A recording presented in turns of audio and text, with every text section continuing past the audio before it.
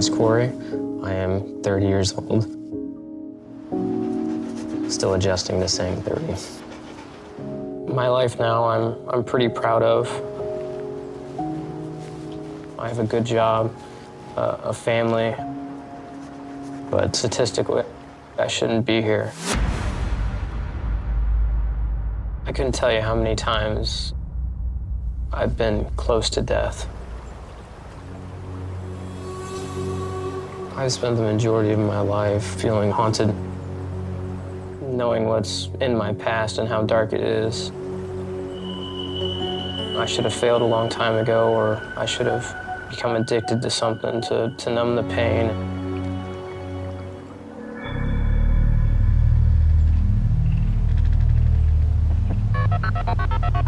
I need help right away. Where are you at? I live at Mark Center.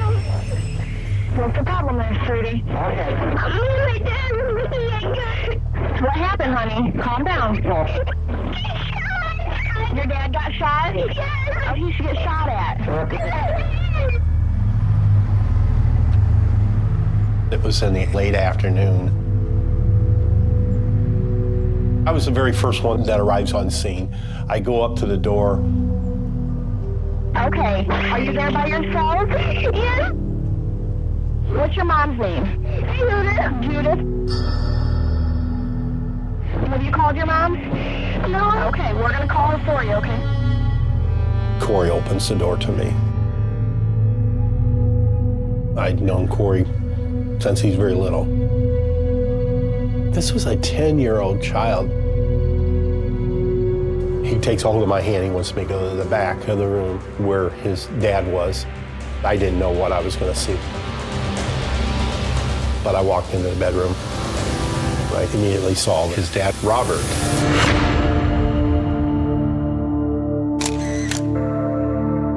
It was clear that he had been shot in the head, and there was nothing that could be done at that point.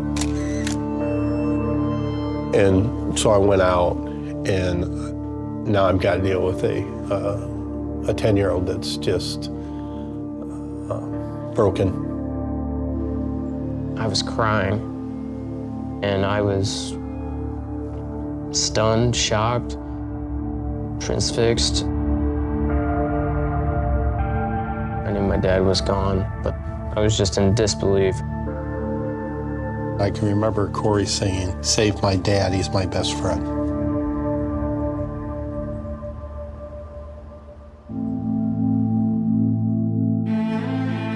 I knew Robert Brenninger. He was very kind and gentle and was very family-minded. His day started and ended with Corey. He was very proud of his son. Knowing Robert, knowing Corey, and it just, seeing this 10-year-old just broke my heart. I knew what I saw I couldn't fix, and I wasn't gonna fix him. The stoop up there where that step is where I sat down, and Corey, it's like just unraveled. Corey sits in my lap, and he was trying to tell me what had happened. I told Cliff that when I was handing my dad the gun, my finger was on the trigger and the safety was off, and my dad had pulled it and set the gun off. I lost track of myself for a few moments there until other people come on scene, and then I started realizing that I had a job to do. I had to shift gears. All of a sudden, there were cop cars everywhere and an ambulance. Corey explains that his dad was teaching him about hunting, and that the gun went off accidentally. Some of the responders did have questions and wondered about why would this have happened this way. If you're talking to a young boy, that didn't make sense, you know, that Robert was laying in bed with earplugs on. Corey told the EMT that after the gun accidentally went off, he immediately dropped the firearm, but the rifle was found on the other side of Robert from where the shooting was. So that was also inconsistent. Those questions, while I think in some people's minds, did not really get explored very well. I was allowing my emotions to control a lot of my thought that day. Nothing goes past my mind other than that this is accidental. That's what I was hearing from Corey, and that's what my eyes allowed me to see that day.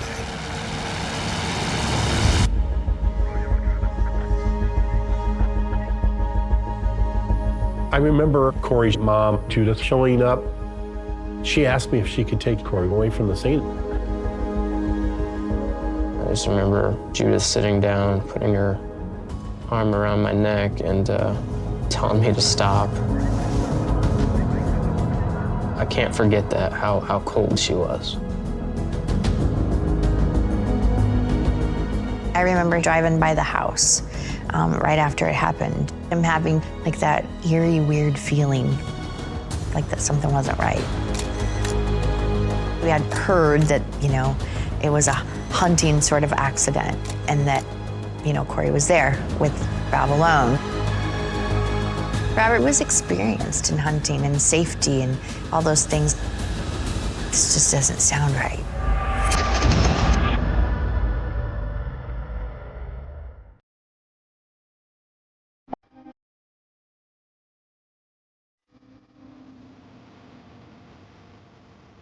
I grew up in a very small town in Ohio. We had just one street that ran through it and then a railroad track. There was probably 50 or 60 people, no more. My parents were Robert Brinegar and Wendy Belt. But by the time I have any real memories, they were already divorced. Some of my earliest memories would probably be out in the barn with my dad. He was always working on cars. My love of cars definitely stemmed from my dad. He always had his Mustang, and I don't know, I always saw the love and time he put into it. I loved my dad, and I wanted all the time I could have with him. As soon as Judith came into our life, all that went out the window. I remember the first day I met Judith with my dad. I was probably about 5 years old. We actually met up at a McDonald's and we had lunch together. I remember specifically calling her the yellow-haired lady because she had blonde hair. She was being super attentive. She just seemed like a nice person. I didn't know there was anything other than nice people at that point.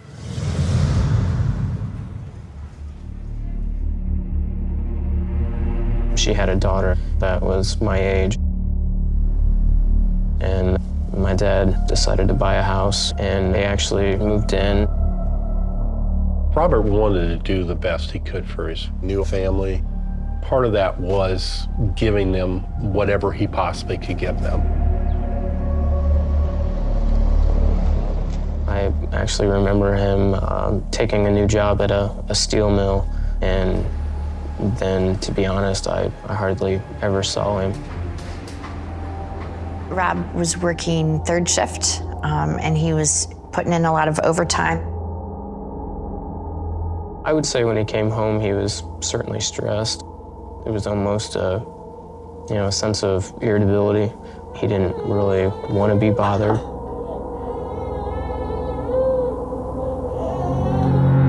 Robert was the main breadwinner of the house, and it was basically Judy's responsibility to take care of the kids during the day.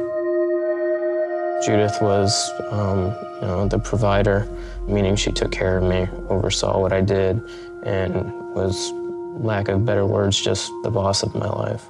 What were you doing when you showed you how to do this? I was just playing. I actually wasn't spending a lot of time with my mother, Wendy, anymore. And so Judith decided she wanted to adopt me. She was very adamant about the adoption process, about becoming his legal guardian. You want a good mommy or a bad mommy? A bad mommy. This person had taken over both roles, actually, since, Dad was unavailable a lot, so she became both of those roles, which was difficult for Corey. She started telling my dad that I was a bad kid and that I never listened and that she didn't know why. What are you doing, Corey? Why? Why did she tell you that? I don't know. Judy was having a lot of these behavior problems with Corey while Robert was at work. She would record me, and I didn't know what she was doing. So that was a way for Judy to show Robert, hey, this is what I'm dealing with during the day while you're at work. Was it clean before you started tearing it up? My dad would ask me what's wrong with me, what's changed, and I would just say, I don't know. Well, that disconnect got so big between my dad and I. As far as he knew, I was just this problem child.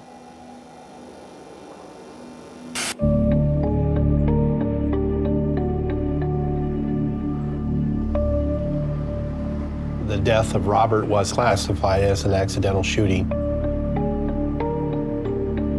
I actually stopped there the following day to try to talk to Corey and check in on him, but Judith wouldn't let me speak to him. The troubling thing I had out of all that is she took him back to that house that night, and they stayed there that night. And that bothered me. Living with Judith after the accident was just weird. She would pretend that it didn't happen. I think for her, it was just like no big deal. We're just gonna move forward and do what we need to do, and not much thought to what had happened to him specifically, like the trauma that he endured. I didn't know what I was supposed to do. I was conflicted, and I wanted that burden to be off of me. Corey started to withdraw more as he got older, and he didn't interact because Judith didn't allow that. Life was, for everyone minus me, fine. I wasn't allowed to participate in family events or anything. I wasn't allowed to smile or have fun. He wasn't allowed to be a kid, ever. I was just supposed to be there and clean up messes, make dinner, and appease her. She was very demanding. Everything had to be perfect. Most of the neighbors were afraid of her and felt that she worked Corey hard.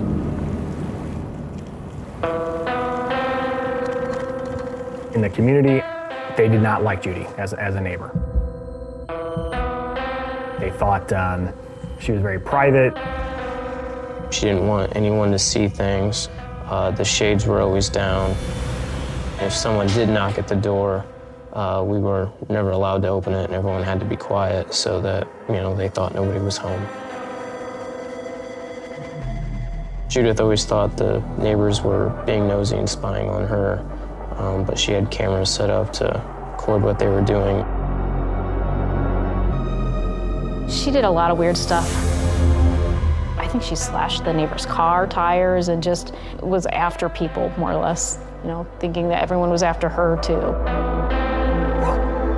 The neighbors had a dog that barked a lot, so she would take poison over there in the hopes that the dog would eat it. She isolated herself and her family from everybody. It wasn't about being alone, it was about being controlling. This was my entire childhood. Judith being in control of me was until I turned 18 and I ran away from the house.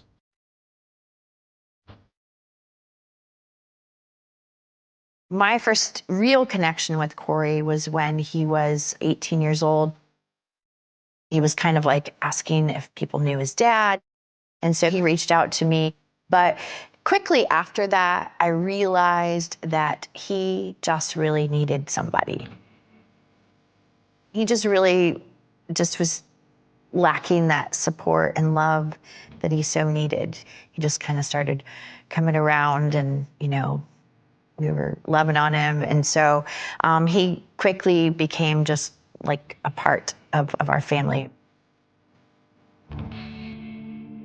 Most people at 18, they've already done so much. I was being a kid for the first time in my life. So we always talked about like how, now is the time to start over. Like you get to start over. Yeah, this is a smile that hasn't told anyone anything yet.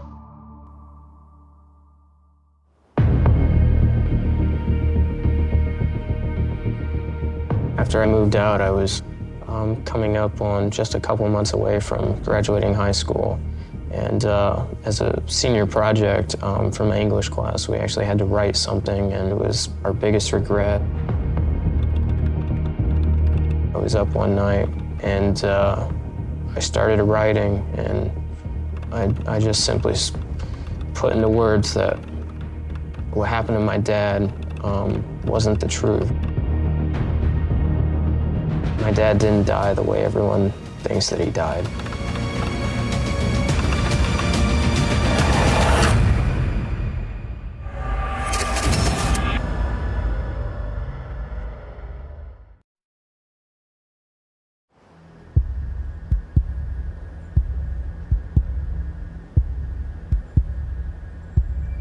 I get a call from the sheriff. He said that Corey had told the teachers the things that happened the day of the shooting was not the way it happened. I just put into words that what happened to my dad wasn't what everyone thought.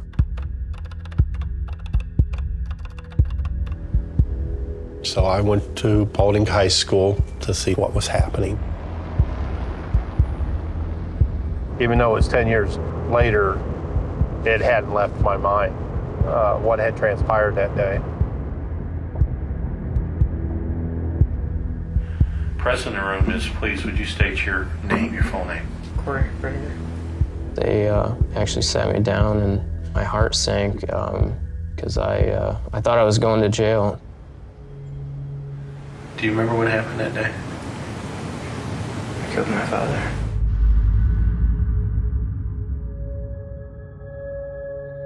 I blurted out everything of what Judith made me do. Corey tells us that he intentionally shot his father at the request of Judith. What led up to that day? I mean, obviously, she didn't wake up 2 days earlier and say, you're going to shoot your father. I don't know how long, maybe a month before, but she told me that he had cancer and it was actually his idea.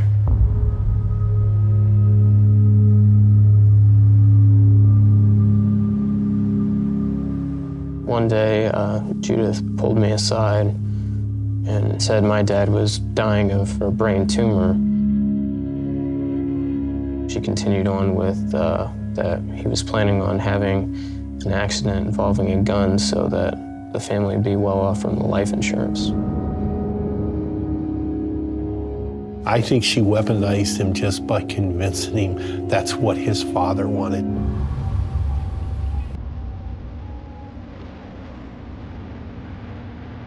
I got off the bus and she was standing there waiting.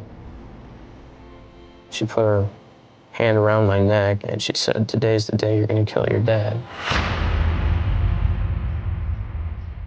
I just remember looking at her and she forced my head forward and proceeded to tell me that the gun was in the laundry room waiting on me. She also told me that I was to wait a couple minutes as her and her daughter were going to go to her mother's house and then go into the room where my dad was sleeping Since we were supposed to be talking about gun safety and hunting safety, she had bought magazines, and there was even a hat and some targets, and I was supposed to place them there to essentially make it look just as she said it was. She told me as soon as it was done that I was to call 911 and tell them that when I was handing the gun, that the gun went off. I went to his room, and he was sleeping, and he had earplugs in. And I looked at him. I remember I was crying and almost hyperventilating. And I raised the gun. I didn't look, but I pulled the trigger, and nothing happened. Just made a ping noise. And so I was like freaking out because I didn't know what that meant. I didn't even know anything about guns at the time. But I went to the living room to try and figure it out. I thought, you know, maybe the gun's broke. I'm 10 years old, I don't know. But when I went back in there, I was already in the mindset that the gun was broken and it wasn't gonna go off. I raised the gun and I pulled the trigger. I wasn't even holding it because I thought it was broke, and it went off.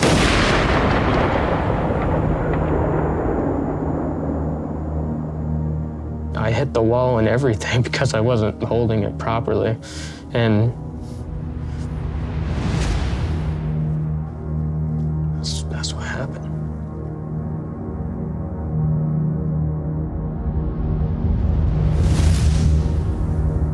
I remember standing there after it happened, and I'll never forget this, but I heard my dad just take one long last breath after it happened, and I was just in disbelief because I thought for sure the gun was broke, and that was it. But I knew he was gone because I could see everything.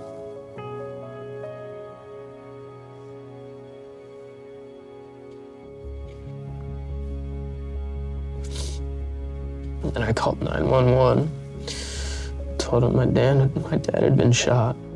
I need help right away. My dad was shot. I failed Corey that day. I wasn't hearing or seeing the things I needed to see that day. It's difficult to admit that, but that's what happened.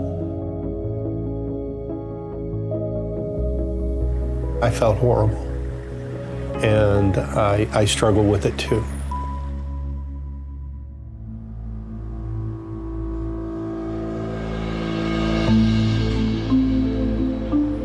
It was a cold case in some respects, but a little different in the sense that nobody disputes that we were talking to the guy that pulled the trigger when we're talking to Corey, but we're also talking to him as an adult. So corroborating his 19-year-old account became the objective.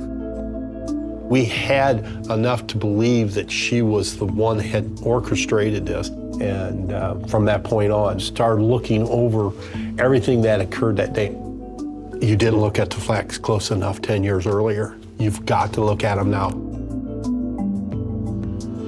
So what all can we learn about Judith Hockey? What other clues might be there relative to behavior, family dynamics? We spent the next year gathering and putting things together and trying to build a case. Investigators talked to as many people as they could find that knew Judith over the years, that knew Corey over the years, teachers, former lovers, because we didn't want to go forward with these kinds of allegations if we didn't believe in them.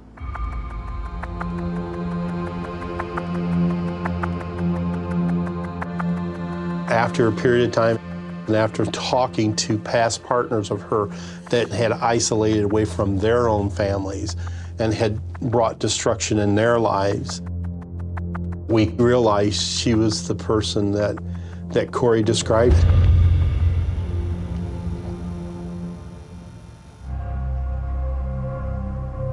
Our investigation continued on. I find out that less than 12 hours from the time of the shooting of Robert, she was already at the place of his employment asking for his life insurance.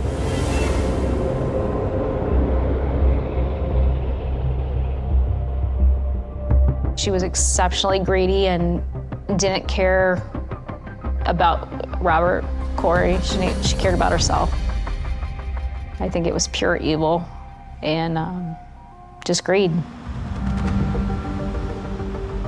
As the rest of the investigation unfolded, I think all of us that were part of the team came increasingly troubled, shocked, disturbed about how much Corey had suffered.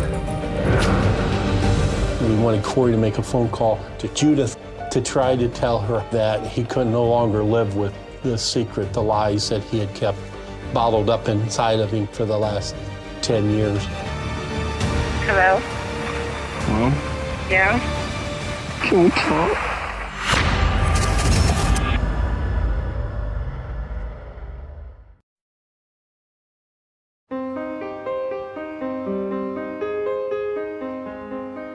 Everything we gathered over that year helped concrete exactly what Corey told us. So we wanted Corey to make a phone call to see if Judith would say anything.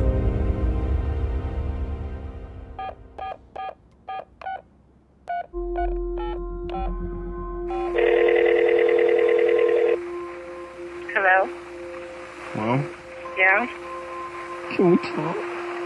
What? I just can't stop thinking about Dad and everything. Did we do the right thing? What? Did I end his life too early? I mean, what if that tumor could have been taken out? I don't know what you're talking about. You said he had a tumor. I don't know what you're talking about. Could I go to a therapist? You can do whatever you want to do. Can I tell him the truth? I don't know what the truth is. Well, I think I should go to a therapist then. Well, go wherever you want to go and do whatever you want to do. All right. Goodbye. When he's crying out for help and thinking about going to a therapist, did you hear her once encourage him to go? No, not once. She didn't care what he did.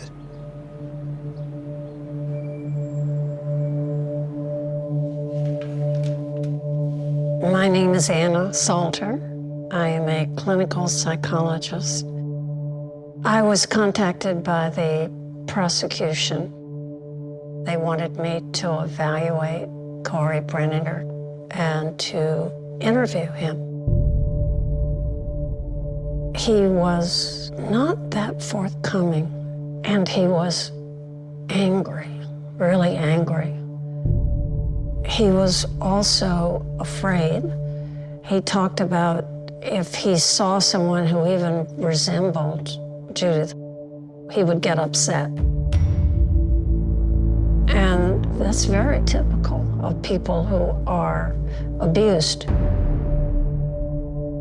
They are hypervigilant for anything that reminds them of the original abuser.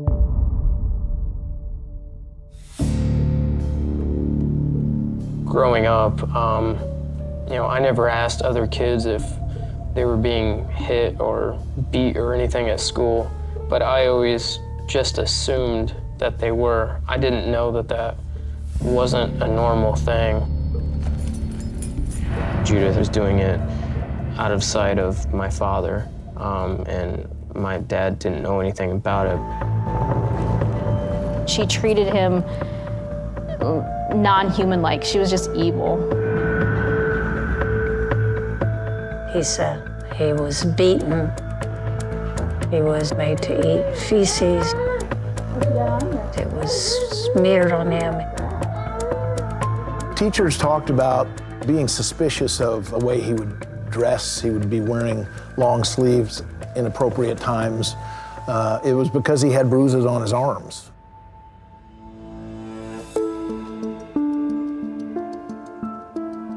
Once enough people asked, she kind of stopped hitting me and focused primarily on burning or twisting my penis because nobody would look there. I remember this scene. I was in the bathroom and she had a butter knife to my genitals. She She was yelling at me, saying she was gonna cut it off, and I heard the front door, and in came my dad. I thought for sure Judith was caught, but she just looked at him and said, "Rob, look at him. He's trying to cut off his penis." And I just stopped him. And my dad just looked at me and lost it.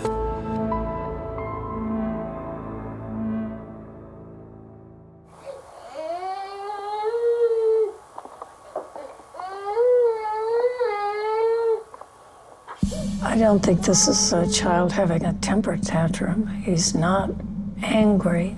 He's not throwing things with any force. You got this sad child crying and just picking things up and kind of dropping them, crying the whole time and then hitting himself on the head. I think it's staged. She would make me destroy my room.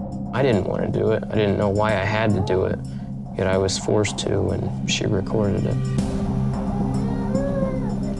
If Robert really believed that his son was acting out all the time, it would have reinforced the narrative that his son was a problem. I honestly think Judith just wanted my dad to hate me.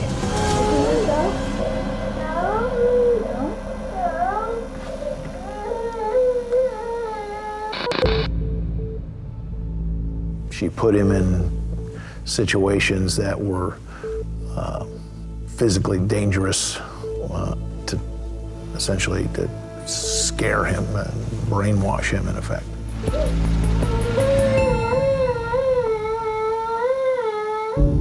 She managed to get control over Corey through isolation, through severe abuse, through alienating him from the one person who might have supported him. So all of this led up to her telling him to kill his father. And he did it. She always told me that there was a recording of what actually happened. And she said that if I ever went to the police, that would be the first thing that was shown, and then I would go to prison for the rest of my life. It was our assessment that he really wasn't responsible for what he did.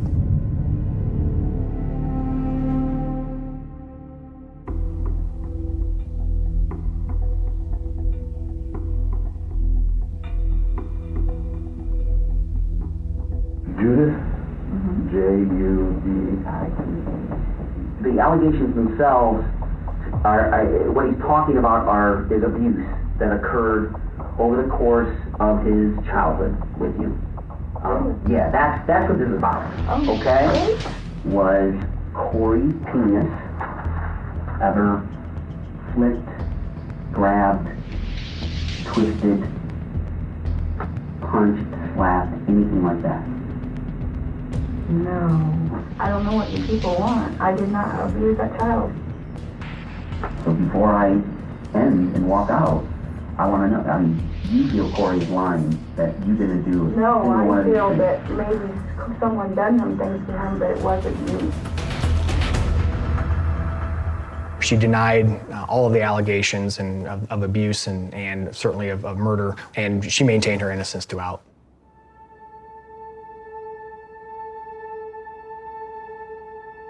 These are your charges. Aggravated murder, endangering children, several counts of endangering children, and insurance fraud. Okay?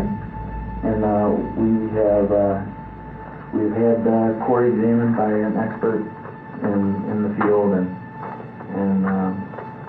a lot of things that we allege in there are substantiated.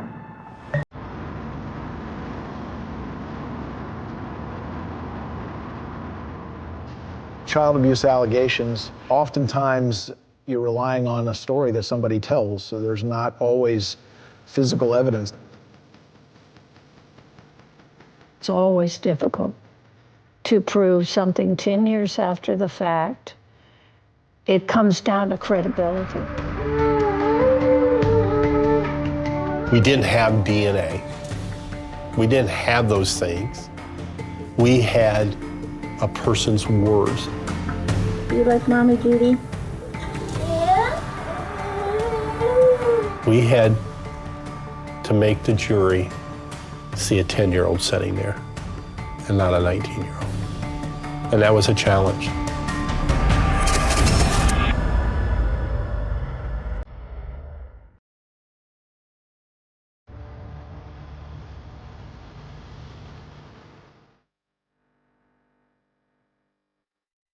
When this trial started, this was a big case here in Defiance County. This is a small town, and there was a lot of tension in the courtroom.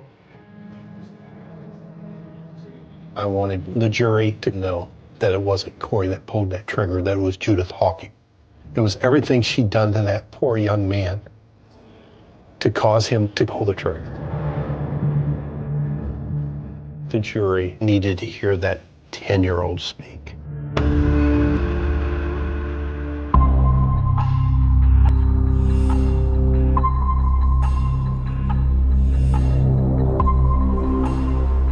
When I went on the witness stand, I was unable, out of fear, to look in her direction.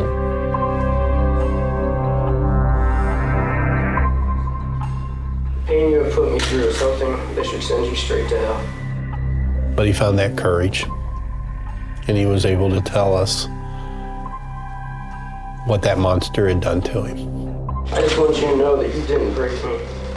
All the abuse and neglect, and look at where you're at. You're getting what you deserve.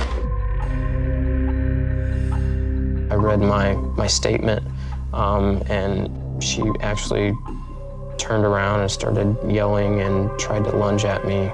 He shot his father purposely, and he made up this whole story. 12 people that had no idea what happened or transpired listened to that evidence over those several days and was able to sort through it and find the truth. Judy was found guilty of aggravated murder, 4 counts of felony child endangering, and 1 count of insurance fraud. Evil beyond description is all I can say about it. And during that sentencing, the judge sentenced Judy to life without the possibility of parole. It's something that had haunted me for so long. It was utter disbelief, but complete relief. I felt justice had been served. Before Judy left, she said that she was innocent and that she was going to be back.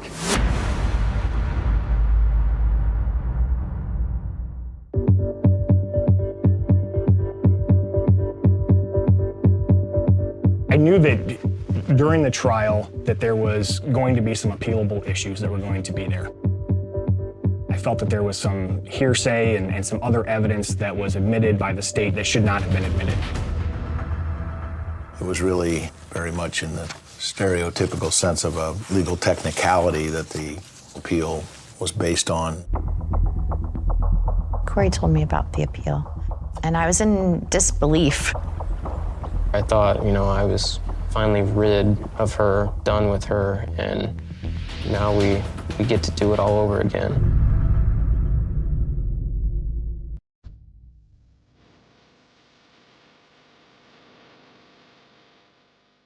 We were very disappointed, very shocked at that outcome, and I still am to this day. I still disagree with the outcome,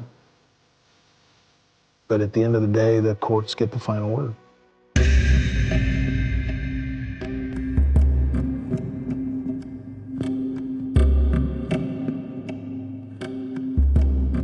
I spent the majority of my life just completely afraid of her, and something she always told me was no matter where I was, she'd always come after me.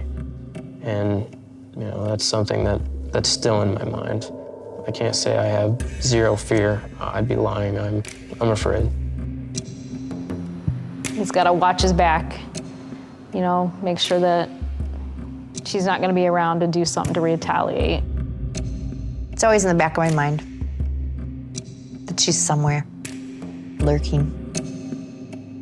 I fear for the other people in her life, too. I can't say what she's capable of now, but she was capable of destroying a young man's life.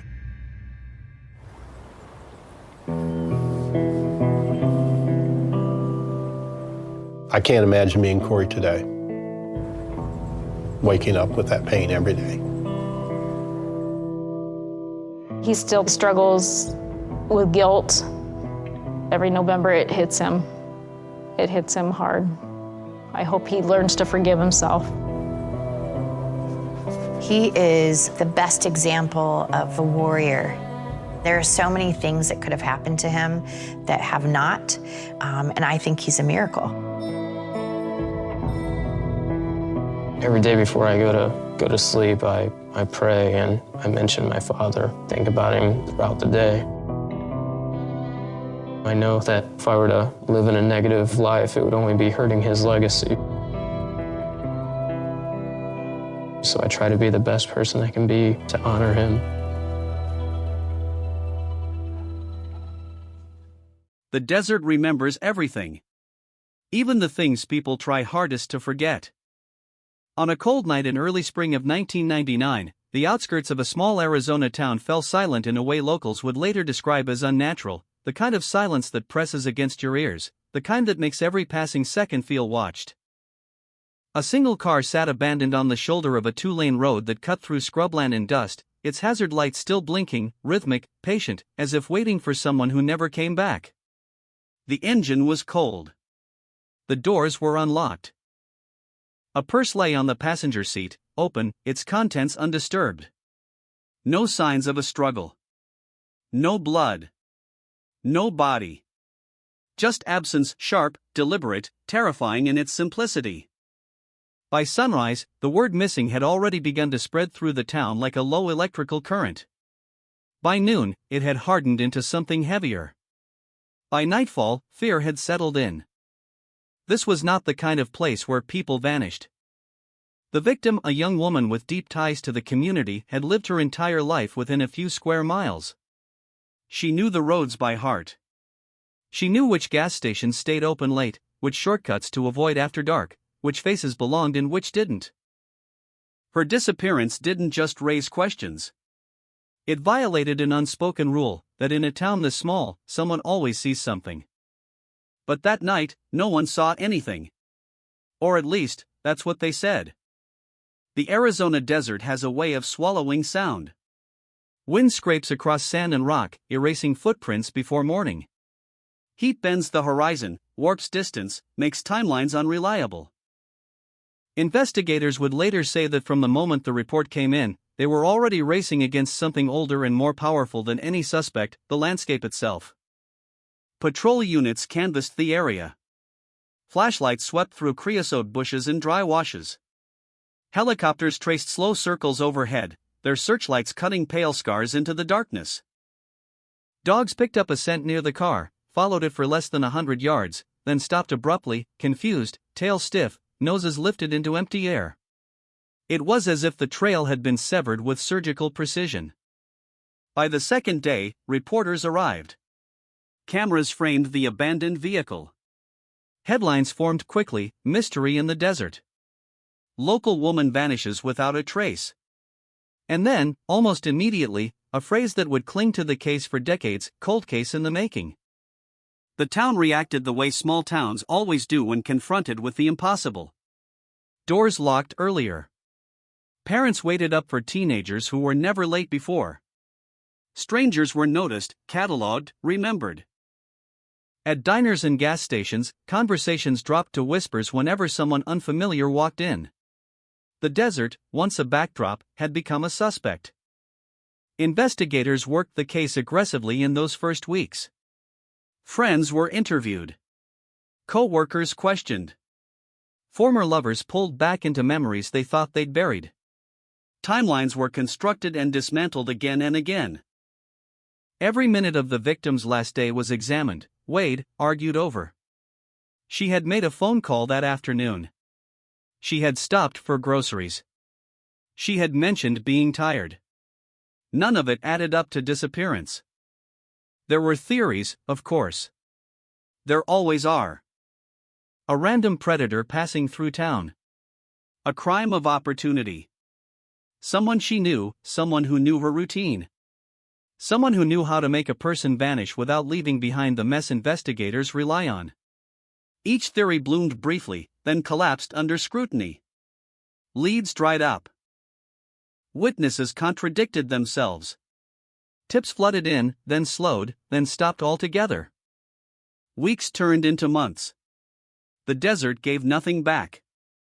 By the end of the year, the case file had grown thick, heavy with photographs, transcripts, maps marked in red ink. And yet, at its core, it remained hollow. No suspect. No remains. No definitive explanation. Just a single moment in time where a woman stepped out of her life and never returned. That was when the phrase cold case stopped being a warning and became a reality. Years passed. The blinking hazard lights faded into memory. The roadside where the car had been found became just another stretch of asphalt, driven over thousands of times by people who didn't know or didn't want to know what had happened there. New families moved in. Old ones moved away. Children grew up hearing fragments of the story, distorted by retelling, stripped of detail, transformed into a cautionary tale whispered at sleepovers. But beneath the surface, the case never truly went quiet. Detectives rotated out. New investigators flipped through old files, convinced they would notice something everyone else had missed. Advances in technology promised breakthroughs: DNA, databases, digital reconstruction, but without physical evidence, even the sharpest tools had nothing to cut into.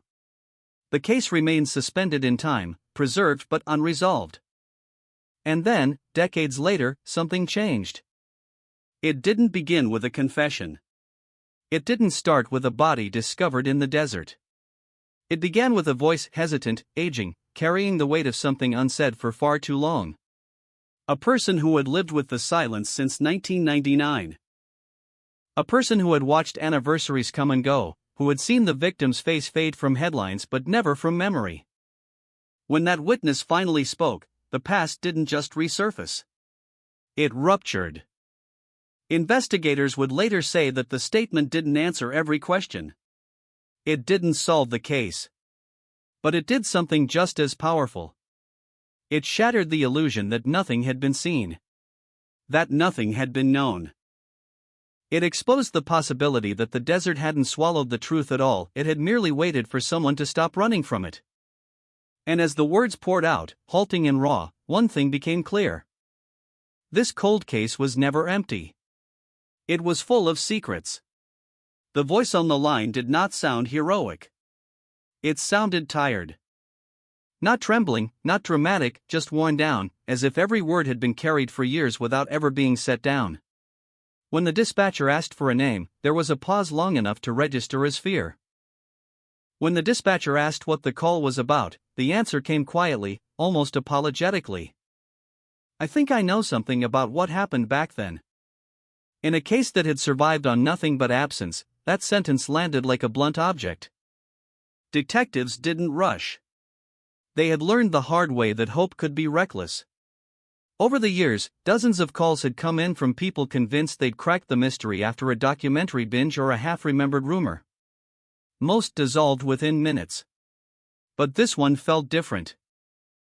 The caller didn't speculate. They didn't theorize. They described moments. Specifics. Sensory details that had never appeared in the file. They talked about a night that smelled like dust and gasoline. About headlights cutting across a dirt turnout that wasn't marked on any map. About a sound, not a scream, not exactly, something short, sharp, unfinished. The investigator listening took notes slowly, carefully, aware that this was how fragile truths surfaced. Not in explosions, but in fragments. The witness said they hadn't come forward because they were afraid. Afraid of being wrong. Afraid of being involved. Afraid that saying something would pull them into a story they'd spent a lifetime trying to outrun. In 1999, they had convinced themselves that someone else would speak.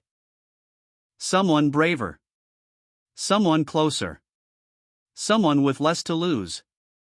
No one did. What the witness described didn't contradict the original timeline, it perforated it. The location they mentioned was less than a mile from where the abandoned car had been found, but it existed in a blind spot, an area never properly searched because it sat just beyond the assumed radius. A place easy to miss if you believed the disappearance had been spontaneous, not orchestrated. When investigators drove out there for the first time in decades, the desert looked unchanged. Same hard soil. Same stubborn shrubs clinging to life. Same sense of isolation. But now the silence felt different. Accusatory. As if the land had been waiting for someone to finally arrive with the right question. Ground-penetrating radar swept the area. Soil samples were taken. Nothing surfaced. No remains. No buried secrets. Another dead end, or so it seemed. But cold cases rarely move in straight lines. They spiral. As detectives re-examined the file through the lens of the new statement, old details rearranged themselves. A witness who had been dismissed suddenly seemed evasive. A timeline that once felt solid now flexed under pressure. A name, buried deep in supplemental reports, resurfaced with renewed gravity. This was someone who had known the victim well enough to predict her movements. Someone who had been questioned briefly in 1999, then released into obscurity when nothing tangible linked them to the disappearance. Someone whose alibi had relied heavily on the silence of others. Silence, detectives were learning, was the most consistent element in this case. Back in 1999, the town had closed ranks instinctively. Not out of malice, but out of survival. Small communities understand something outsiders often don't, that accusation spreads faster than truth, and once spoken, it never fully retracts. So people had minimized. Forgotten. Reframed. They told themselves that what they'd seen didn't matter, that it couldn't possibly connect to something so serious. Years later, guilt had a longer reach. As news of renewed interest in the case leaked, anxiety rippled outward. Some residents welcomed it, hoping for answers they'd given up on. Others stiffened, defensive, unsettled by the idea that the past might no longer stay put. Old friendships cooled. Old arguments resurfaced. People began measuring their words again. The witness, now fully cooperating, led investigators back through their memories step by step. They described a vehicle they hadn't mentioned before. Not the victim's car, another one. Dark. Unremarkable. Easy to forget unless you were looking for it. They couldn't recall the license plate. They couldn't swear to the make. But they remembered where it was parked. Angled slightly wrong. As if the driver had been in a hurry. That detail mattered. It matched something else in the file, a report logged but never emphasized, written by an officer who had worked the overnight shift the same week as the disappearance. He had noted a vehicle parked oddly near a service road, too briefly to justify a stop, too insignificantly to demand follow-up. At the time, it meant nothing. Now it felt like a fingerprint. Investigators traced ownership records. The trail was faint but intact. The vehicle had changed hands more than once. One owner stood out, the same name resurfacing from the depths of the original investigation. Coincidence tightened into pattern. When detectives finally made contact, the conversation was polite. Almost casual. The kind of exchange that keeps people talking long enough to reveal themselves. The person denied everything. They had nothing to add. They had moved on. They were tired of being associated with something that had no proof. But something in their demeanor unsettled the room. Not fear. Not anger. Something colder. Calculation. After the interview, one detective wrote a single sentence in the margin of his notes: "They know more than they're saying." It wasn't enough for an arrest. It wasn't enough for charges. But it was enough to change the direction of the case.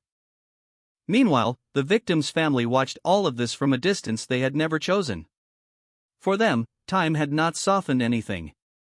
It had only stretched the pain thinner, made it easier for others to forget while remaining unbearably present for them.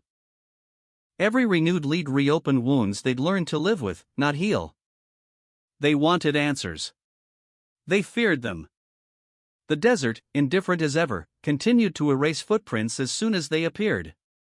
Whatever had happened in 1999 had been executed with patience, with knowledge of the terrain, with an understanding of how quickly evidence could vanish under sun and wind. This was not chaos. This was control. And control suggested familiarity. As detectives pressed forward, they encountered resistance not from suspects, but from memory itself. People struggled to recall exact dates. Conversations blurred. Nights merged. Truth bent under the weight of time. Yet within that distortion, certain moments remained crystal clear: the wrongness of a parked car, the tension in a voice, the sense that something irreversible was unfolding nearby. Those were the moments investigators chased. The witness, now unburdened, admitted something else. After that night, they had avoided the area entirely. Taken longer routes. Turned the radio up when driving past the desert. They hadn't done this consciously. It was instinct. A body reacting before the mind could explain why. That reaction, detectives knew, was often more reliable than recollection. By the time the renewed investigation reached its stride, one fact had become undeniable. This case had not gone cold because there was nothing to find. It had gone cold because too many people had chosen silence at precisely the moment their words mattered most. And silence, once it hardens, becomes infrastructure. Somewhere between what was said and what was swallowed, the truth had waited. Not buried. Not destroyed. Just postponed. Now, as pressure mounted and the desert once again found itself under scrutiny, one question echoed louder than any other. If this witness had finally spoken, who else was still holding back? And what were they afraid would happen if they didn't remain quiet? The first lie detectives learned to recognize is not spoken. It's rehearsed. It sounds smooth. Polished. Ready. When people tell the truth, they pause. They search. They hesitate over details that feel too small to matter. Lies arrive fully dressed, confident, unbothered by nuance. In this case, the lies had been aging for more than 2 decades, growing rigid, brittle, unable to flex when pressure finally returned. As investigators widened the circle, interviews multiplied. Old acquaintances were contacted. Former co-workers tracked down across state lines. People who hadn't spoken the victim's name in years were suddenly asked to remember her laugh, her habits, her fears. Some cooperated easily. Others recoiled, defensive before a single question was finished. One man ended the interview abruptly. Another insisted on having a lawyer present for a conversation that was, on paper, purely informational. A woman broke down halfway through recalling a party from the late 90s, insisting she didn't remember anything unusual, even as her hands shook uncontrollably. None of this was evidence. But it was temperature. Detectives began to sense where the heat was concentrated. They reconstructed the victim's final 48 hours again, this time discarding assumptions. They stopped asking what should have happened and focused on what could. Who knew she would be driving that road? Who had reason to intercept her without force? Who would benefit from a disappearance that produced no body, no crime scene, no immediate outrage? Patterns emerged slowly, reluctantly. There was a narrow window that night, less than 20 minutes, where the victim's movements could not be fully accounted for. Too short for chance. Too precise for coincidence. That window aligned with a shift change at a nearby business, with a stretch of road rarely patrolled after dark, with a place where headlights could vanish from view within seconds. Opportunity is not guilt. But it is invitation. A review of phone records revealed something else. A call placed earlier that evening, brief, unanswered, originating from a number once dismissed as irrelevant. The number belonged to someone already on investigators' radar, though not yet at the center. Back in 1999, the call had been waved away as a misdial. Now it felt deliberate. A test. A check. When detectives confronted the owner of the number, the response was immediate and sharp. They denied remembering the call. Denied remembering the victim at all.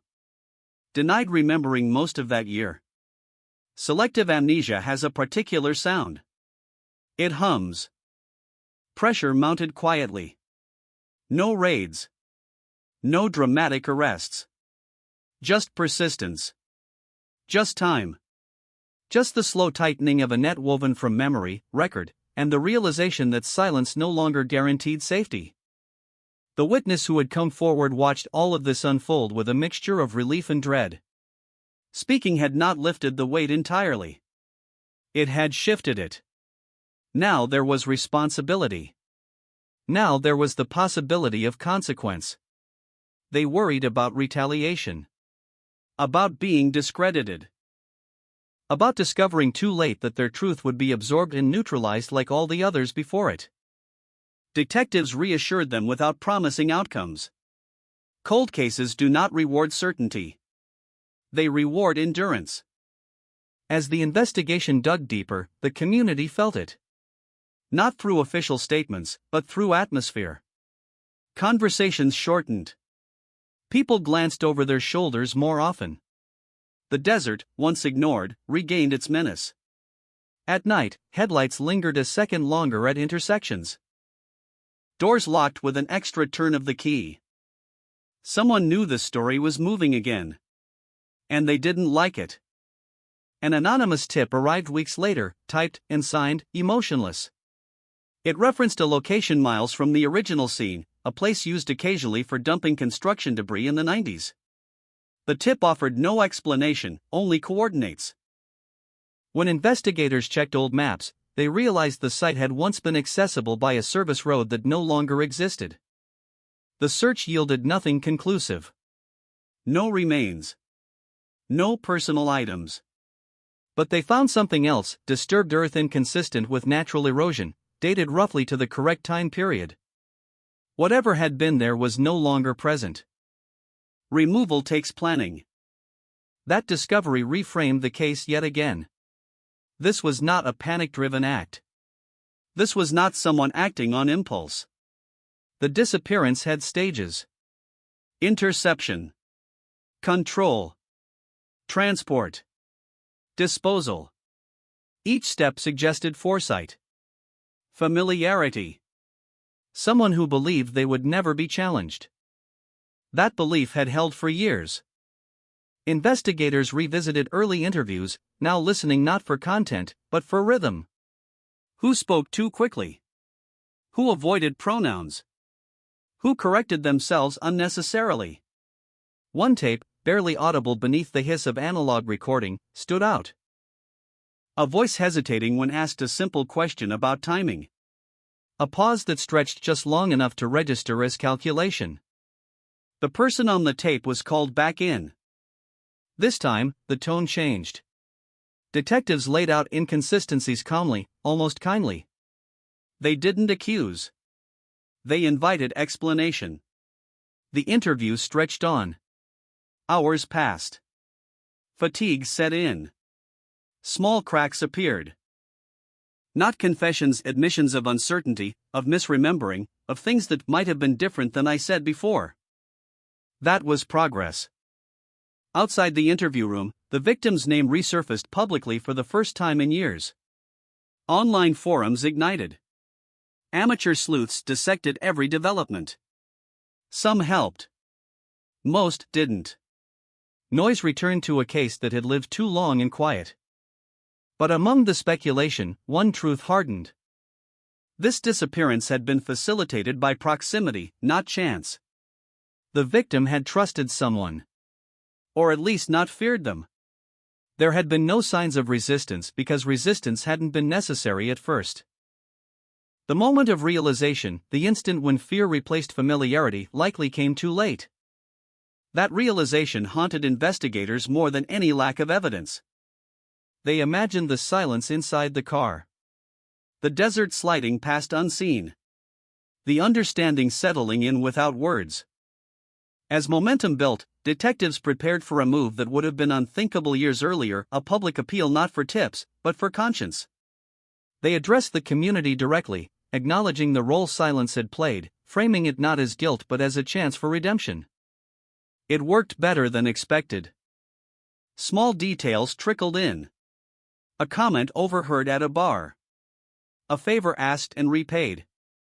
A night when someone came home later than usual, dirt on their shoes, agitation they couldn't explain. None of it stood alone. Together, it formed a mosaic. The witness watched this too, stunned by how much had been hiding in plain sight. For years, they had believed they were alone in knowing something was wrong. Now they understood they had been part of a collective decision not to act. Silence, they realized, had been shared. As investigators prepared to confront their primary person of interest again, the stakes sharpened. There was still no body. No physical proof that would survive a courtroom untouched. What they had instead was pressure, pattern, and a timeline finally beginning to make sense. Cold cases do not explode. They compress. And under enough compression, even the most carefully constructed silence begins to fracture. Somewhere, someone felt it. The sense that the desert was no longer covering for them. That the years had stopped working in their favor. That the story they had told themselves, that time erases everything, was wrong. Time does not erase. It waits. And as this case leaned closer to its breaking point, one thing became unmistakable. The truth was no longer buried in the past. It was standing in the present, demanding to be acknowledged, whether anyone was ready or not. Pressure does not announce itself. It accumulates. It settles into routines, into voices that grow shorter, into answers that arrive a fraction of a second too late. By the time investigators returned to their primary person of interest, the air around the case had changed. Not louder. Heavier.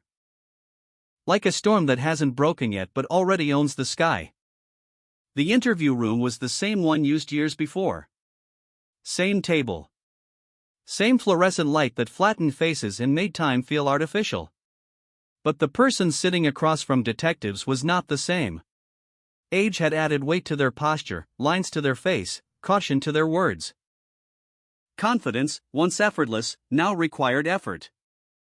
Detectives began gently. They talked about memory. About how time distorts perception. About how people often protect themselves without realizing it. The subject nodded, cooperative, almost grateful for the framing. It gave them room to speak without committing. Then the questions tightened. Why had they called the victim that night? Why had they driven that road so often despite claiming to dislike it? Why had they told one officer they were home by 10, and another they'd stayed out past midnight? The answers came, but they didn't align.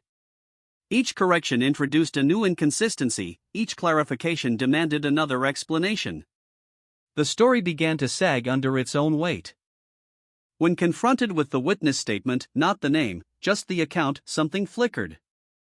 Not shock. Recognition. The kind that happens when someone realizes a memory they believed private has been shared. They leaned back. Crossed their arms. The rehearsed calm slipped for just a moment. I didn't see anything, they said, louder than necessary. No one had accused them of seeing anything. That moment was logged. Not as proof, but as posture. Outside the room, investigators compared notes. This wasn't enough. Not yet. But it was closer than they had ever been. The case had shifted from theoretical to personal. Someone was now actively defending a version of the past. Meanwhile, forensic specialists revisited physical evidence long thought exhausted. The victim's car was brought out of storage, its paint dulled by years of neglect. Every surface was re-examined with technology unavailable in 1999. Fibers were catalogued again. Traces once dismissed as contamination were reconsidered. They found nothing definitive.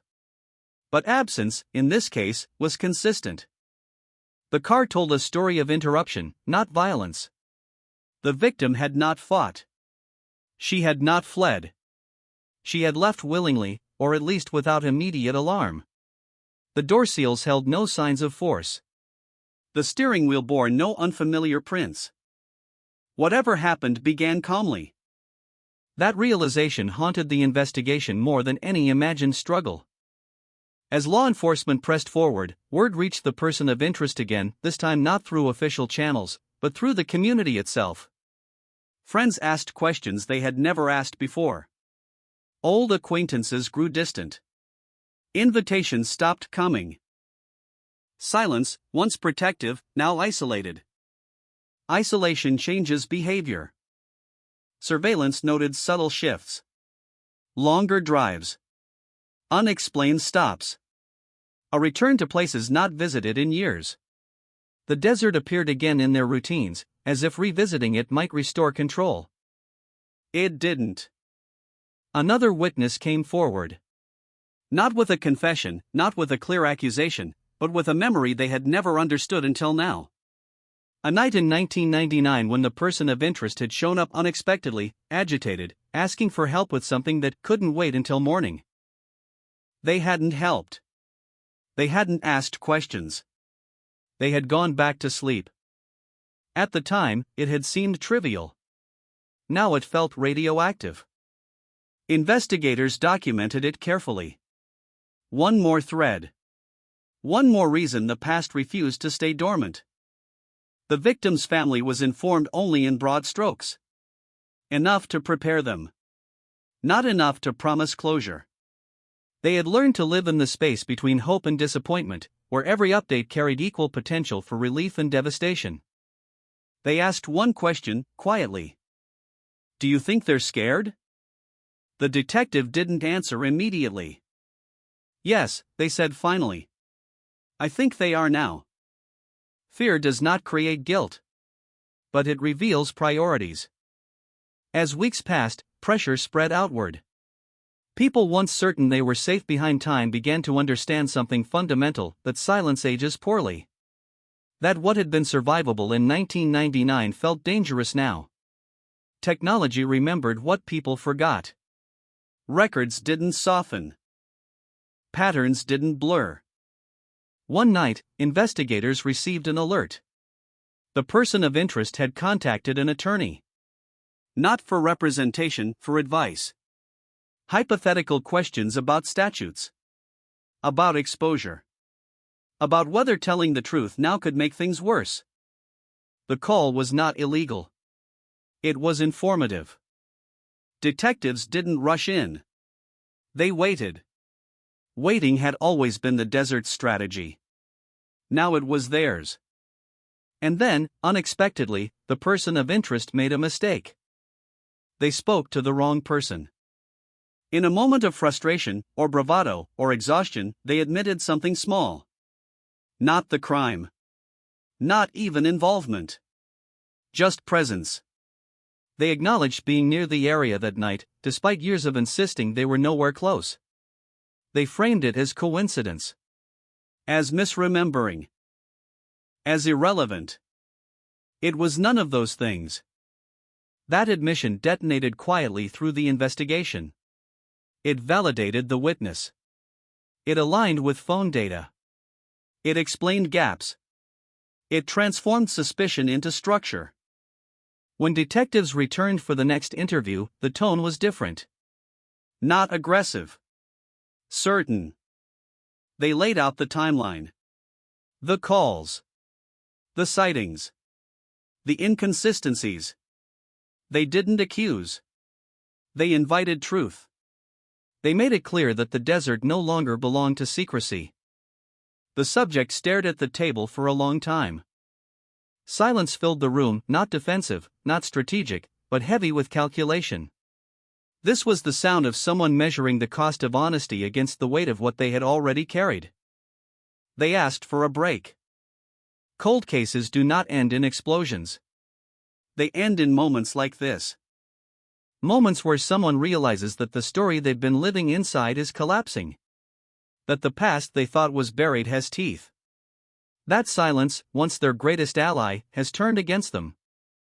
Outside, the desert waited, unchanged, patient as ever. It had kept its secret for decades. Now it was watching to see if a human would finally do what the land never could. Speak. The break lasted 12 minutes. Not enough time to make a call that mattered. Too long to be nothing. When the door opened again, the person of interest looked smaller somehow, as if the room had shifted while they were gone, closing in by degrees they hadn't noticed until now. They sat down without speaking. Their hands stayed flat on the table. No crossing. No hiding. Detectives didn't rush. They let the silence work. Silence had always been the most reliable witness in this case, it just needed the right pressure to start talking back. "I didn't plan for it to go this far," the person said finally. The sentence landed and stayed there, unresolved, dangerous in its ambiguity. Detectives didn't interrupt. They didn't ask what this meant. People reveal more when they're allowed to hear themselves speak. They talked about that year. About stress. About things falling apart quietly. About how small towns magnify mistakes and offer no cover once a narrative hardens. They spoke in generalities, circling the night in question without touching it directly, like someone afraid of the heat at the center. Then they mentioned the road. Not the highway. Not the main route. The smaller one. The one that didn't officially exist anymore. That detail hadn't been shared. The room changed. Detectives asked a single question, calm, surgical. "How do you know about that road?" The answer came too quickly. "I used to drive it sometimes." Used to. Past tense. Habit. Familiarity. What followed wasn't a confession. It was erosion. A steady wearing away of absolutes. The person admitted they had seen the victim's car that night. Admitted they had pulled over. Admitted they had spoken to her. They framed it as coincidence, as concern, as neighborly instinct.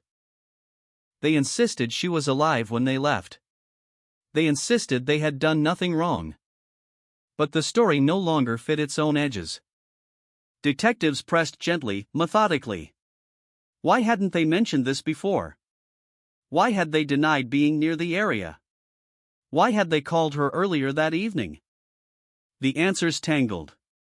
Motives blurred. Justifications surfaced too late to be convincing. Outside the interview room, investigators listened through the glass, aware they were standing at the edge of something irreversible. Not resolution, but revelation. The kind that redraws a case even if it never reaches court. When the interview ended, no cuffs clicked shut. No arrest was made. That absence frustrated some. For seasoned detectives, it was expected. Cold cases do not yield clean endings. They yield truths in pieces. Still, this was the most anyone had ever admitted. The statement was documented. Every word preserved. Lawyers were notified. The pace slowed deliberately. Speed would have broken what was finally bending. News of the interview leaked within days. Not details, just the fact that it had happened. The town reacted instantly. Speculation ignited. Names circulated. Old rumors resurfaced with new urgency. People replayed memories, searching for confirmation they hadn't known they were looking for. The victim's family felt the shift too. They were told someone had admitted being with her that night. That the story had changed. That the case was no longer defined solely by absence. They sat with that information in silence, each interpreting it differently. Relief tangled with rage. Validation clashed with grief. Knowing was not the same as healing. In the days that followed, detectives returned to the desert once more, this time not searching blindly, but reconstructing movement. They traced the likely route from the abandoned car to the service road, from there to places only locals knew. The heat pressed down, relentless, unchanged since 1999. The land offered no commentary. But the math worked. Distances aligned. Timing held. What once felt impossible now felt probable. Forensic teams focused on a secondary location identified through the interview, a place the person of interest described vaguely, almost dismissively. "Nothing's there now," they said. "It was a long time ago." They were right about one thing. Nothing was there. But absence leaves its own signature. Soil composition differed subtly from surrounding ground. Vegetation patterns suggested past disturbance. Old tire impressions, fossilized by time, hinted at weight and direction. None of it would stand alone in court. Together, it told a story of intent. Investigators requested one final interview. This time, the person of interest arrived with legal counsel. The tone shifted again. Answers shortened. Admissions retreated. What had been said before was now reframed as misunderstanding. Stress. Confusion. Memory distortion. But the damage was done. You can't unring a detail. Detectives watched as the person carefully avoided repeating the most incriminating statements. They understood the strategy. It was familiar. Too familiar. Many cold cases end here, with enough truth to know, not enough to prove. As the interview concluded, one detective asked a question not required by protocol. "Do you ever think about her?" The attorney objected immediately. The person hesitated. "Yes," they said quietly. "More than I want to." That was the last unscripted moment. After that, the case moved into a different phase. Not the explosive closure the public expects, but the slow reckoning of legal reality. Prosecutors reviewed the file with brutal honesty. Without remains. Without direct physical evidence. Without a confession that survived counsel. The odds were thin. But thin wasn't zero. The witness who had come forward watched all of this with conflicted relief. They had told the truth. It had mattered. But it had not produced the ending they'd imagined. Justice, they were learning, does not always look like punishment. Sometimes it looks like exposure. The desert had given back what it could. The rest would have to come from people. As months passed, the case hovered in limbo, no longer cold, not yet resolved. A suspect in all but name. A truth acknowledged but not officially declared. The town lived with that ambiguity, learning that certainty is a luxury, not a right. And somewhere within that unresolved space, one fact settled heavily. The victim had not vanished into nothing. She had been taken out of sight.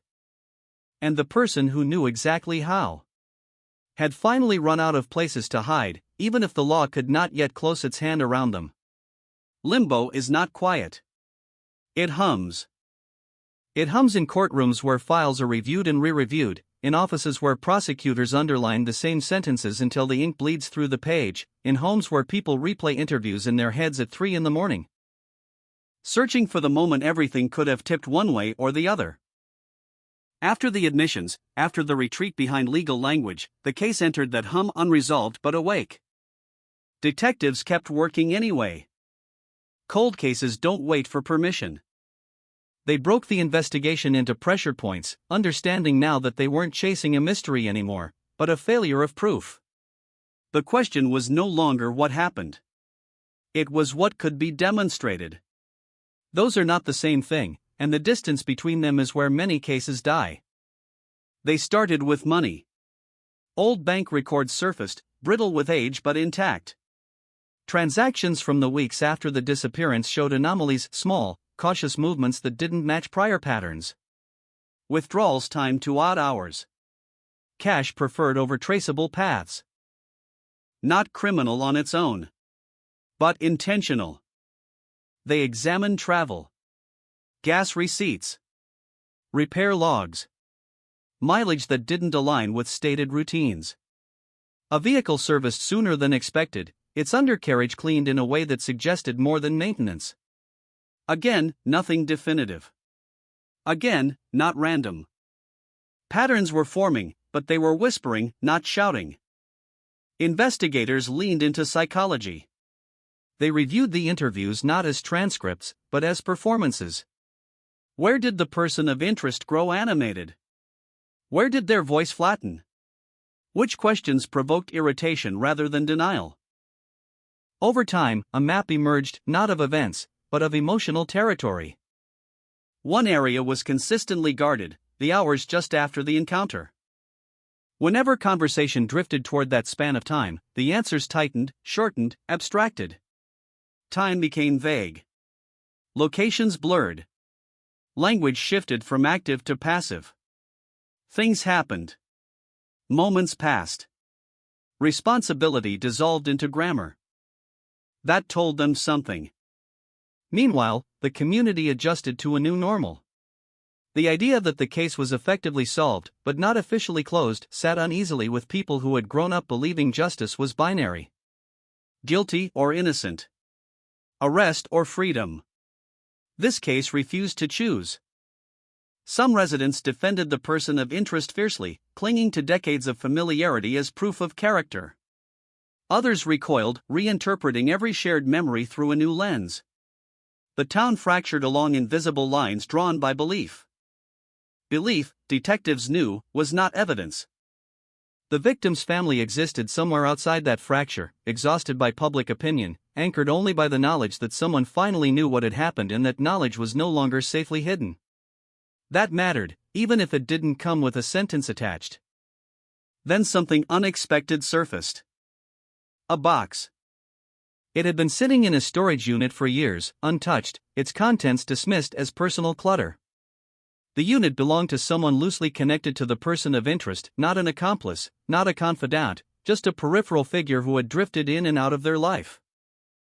When the unit was finally cleared, someone noticed an item that didn't belong. A map. Not folded neatly. Creased, worn, annotated in pen. A hand-drawn mark circled an area unremarkable to anyone else. To detectives, it was immediately recognizable. It corresponded to one of the secondary locations identified during the renewed investigation. The owner of the unit had no explanation. They claimed they'd never seen the map before. Didn't know how it got there. Couldn't say why they'd kept it. But they remembered when it arrived. Late 1999. Around the time everyone was pretending nothing had happened. The map didn't prove a crime. But it proved awareness. It placed knowledge of a specific, obscure location into a network of people tied to the case. It suggested preparation, or at least conversation. Prosecutors took notice. They convened quietly, evaluating whether the accumulation, admissions, witness testimony, financial patterns, geographic familiarity had crossed the threshold from suspicion to prosecutable theory. The answer was cautious. Maybe. But maybe wasn't enough. Unless something else surfaced. Detectives returned to the witness, the one whose voice had cracked the case open in the first place. They asked harder questions this time. Not about what they saw, but about what they felt. Had there been anything else? Any detail dismissed because it felt too strange, too implausible? The witness hesitated. Then they mentioned a smell. Not gasoline. Not dust. Something sharper. Chemical. Out of place. They had noticed it only briefly, carried on the wind, but it had stuck with them because it didn't belong in the desert. That detail had never been shared. Investigators cross-referenced it with old records. A business near the area, operating late in the 90s, used industrial solvents. The person of interest had connections there. Not employment access. After-hours familiarity. Another whisper. As pressure increased, so did cracks. Someone else came forward, not with new information, but with fear. They asked what would happen if they told investigators something that implicated them only in silence. They wanted to know if being quiet back then was a crime now. It wasn't. But it mattered. They described a conversation from years ago. Casual. Half-joking. A comment made by the person of interest about how, out here, you can make problems disappear if you know where to look. At the time, it had sounded like bravado. Desert mythology. Now it felt like rehearsal. Investigators documented it, knowing full well that memory is fragile, that words age unpredictably. But repetition matters. When the same themes surface from different mouths, years apart, it stops being coincidence. The person of interest sensed the tightening net. Their behavior shifted again. Less movement. More caution. Public appearances minimized. Friends described them as withdrawn, irritable, preoccupied. Someone close to them asked, directly, if they had done something terrible. They didn't answer. That non-answer traveled faster than any rumor. Prosecutors made a decision not to charge, but to prepare. To build a case as if one day, something would surface that tipped the balance. Remains. A confession. A piece of physical evidence finally shaken loose by time or weather or chance. Cold cases survive on patience. As the investigation pressed forward, detectives returned once more to the abandoned car, not physically, but symbolically. They traced the moment of interruption again, now with context. The call. The meeting. The familiarity. The calm before realization. They understood now that the desert hadn't swallowed the truth. It had given cover to someone who believed time would do the rest. Time had failed them. And though the case still lacked the final proof needed to close its grip, it had achieved something irreversible. It had taken a secret once shared by silence and forced it into the open air, where it could no longer be controlled. The hum grew louder. Because unresolved truth does not fade. It waits. Waiting changes people. Not all at once, slowly, unevenly, the way heat warps metal. As the case stretched on without formal charges, tension seeped into everyday life. Investigators felt it in their routines. The person of interest felt it in the way conversations stalled when they entered a room. The town felt it in the uneasy understanding that the story everyone thought they knew had been wrong for years. The desert, meanwhile, remained indifferent. Detectives began revisiting a question they had avoided for as long as possible: what if the body was never meant to be found? What if removal had been only one stage in a longer plan, one designed not just to conceal, but to erase? That question forced them to rethink scale. They expanded the search beyond county lines, beyond state lines, mapping every plausible route accessible within the critical window. They examined jobs, favors, acquaintances that extended outward from the town like hairline fractures. This wasn't about a single act anymore. It was about infrastructure, the quiet systems that allow things to move without notice. A pattern emerged. In the months following the disappearance, the person of interest had made several short trips that, at the time, looked unremarkable. Overnight drives. Last-minute excuses. Places with no obvious personal significance. Now, laid over logistics maps, those trips formed a rough arc through sparsely populated areas, places where land is cheap, records are thin, and absence blends in. None of it proved transport. But it suggested possibility. Investigators consulted experts in clandestine disposal, not criminals, but forensic specialists who study what happens when people try to make things disappear. The consensus was sobering. In terrain like this, with planning and familiarity, remains can be moved, altered, or scattered in ways that resist recovery indefinitely. The desert doesn't just hide. It disassembles. That realization reframed expectations. Closure, detectives knew, might never arrive in the form people wanted. Justice might be incomplete. Truth might come without proof. The person of interest sensed this shift too. Their posture changed from defensive to resigned. Not because they expected arrest, but because they understood something subtler. The narrative had turned against them. In a small town, that can be more suffocating than a cell. They attempted to regain control. They spoke to a reporter. The interview was carefully curated. They expressed sympathy for the victim's family. Frustration with rumors. Fatigue with being dragged back into something that never had answers. They portrayed themselves as collateral damage in a tragedy that belonged to someone else. The performance worked on some. On others, it backfired spectacularly. Detectives noted what wasn't said. No mention of regret.